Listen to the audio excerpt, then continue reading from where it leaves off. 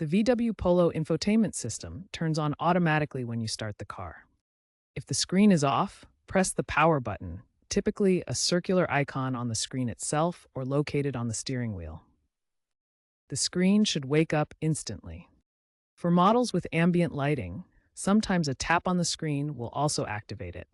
The system utilizes a touchscreen interface, so ensure the screen is clean for optimal responsiveness. Newer models, 2022 onwards, wake up from sleep mode almost instantly after ignition. Screen wake responsiveness satisfaction is rated at 85% by owners.